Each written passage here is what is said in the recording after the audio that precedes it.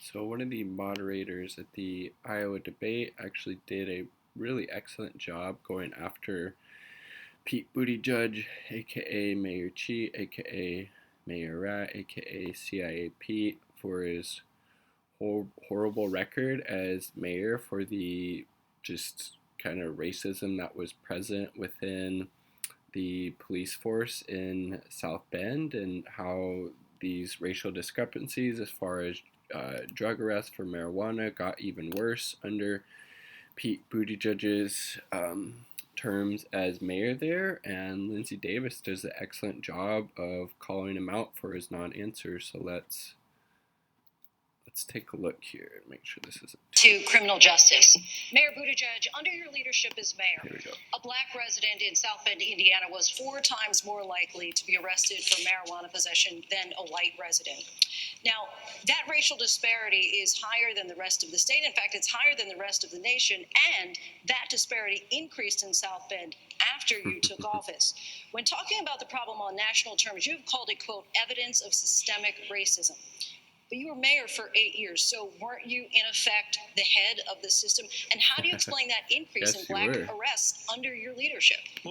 And so obviously the best way to go about that, as Bernie has proposed, is legalizing marijuana and making sure that through legalization, the communities that have been most harmed by the war on drugs, obviously particularly people and communities of color, will be the ones that benefit when marijuana is legalized on a national level. If Buttigieg, had really been concerned about that as mayor, then he would have decriminalized marijuana possession, so, or at least, fought to legalize it on a state level. He could have done any number of things, and now he's having to, backtrack and try to explain away his horrible record as mayor. It's not working. Reality is, on my watch, drug arrests in South Bend were lower than the national average, and specifically to marijuana, lower than in Indiana. But there is no question that systemic racism has penetrated to every level of our system. Yes, which obviously it clearly has in South Bend. If you were mayor there, if black people were being arrested 4 times the rate for marijuana possession than white people, when white and black people roughly use drugs on the same level. So yes, clearly that was happening, and you were the head of the city where this discrepancy was happening at. You're directly responsible for. Take some action. Say you could have done more. You're not answering the question at all, Pete. People see through it. Mayor Cheat. And my city was not immune.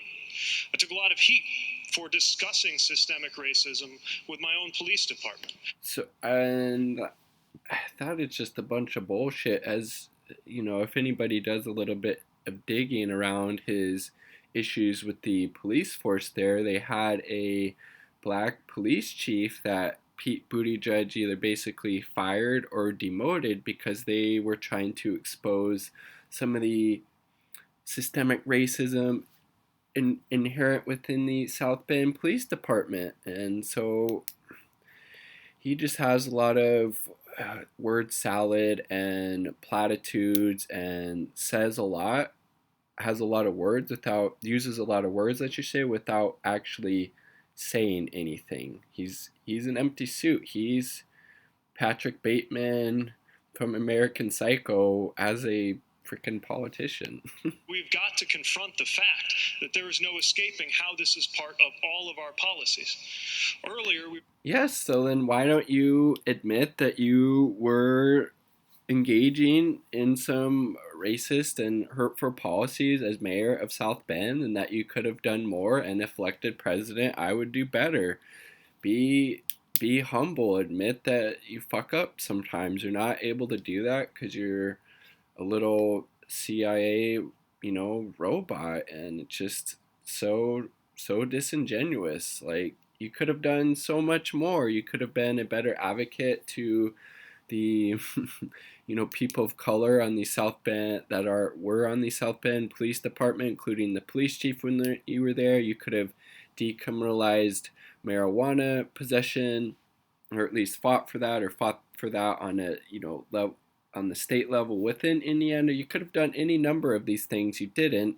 And instead of trying to explain that you could be better, you're just trying to blame it away on the system. You were part of that system, as Linsey pointed out. Talking about opioids. And thankfully, America has come to a better understanding about the fact that opioid addiction is best understood as a medical problem.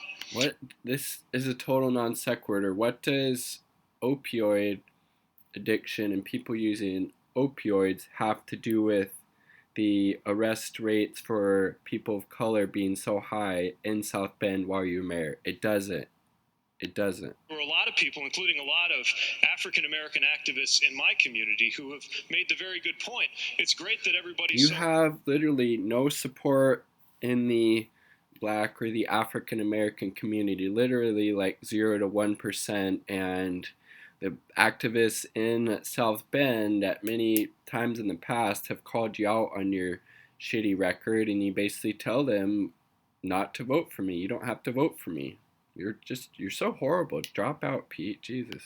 Enlightened about drug policy now when it comes to opioids, but where were you when it came to marijuana? Where were you when it came to the crack epidemic? Where were you, Pete? You were mayor in South Bend for 8 years, and I don't see you. There's no tape of you in the past advocating for changing these, very racist and antiquated drug laws. No, you're trying to paint this revisionist history that paints you in a better light as some champion of racial and social justice, when you're completely the opposite. Most of your support is coming from wealthy white liberals.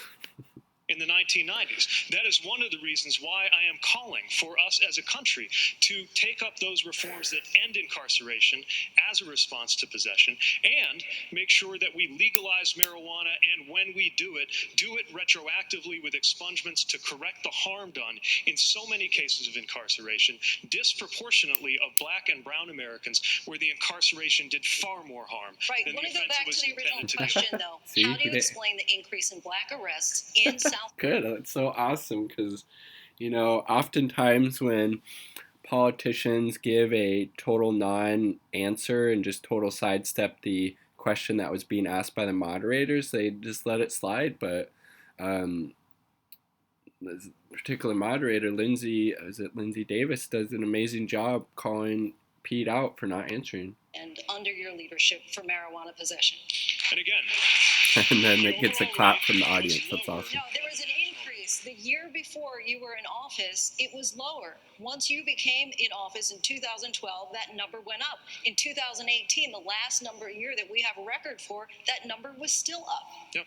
And one of the strategies that our community adopted was to target when there were cases where there was gun violence and gang violence, which was slaughtering so many in our community, burying teenagers, disproportionately Black teenagers.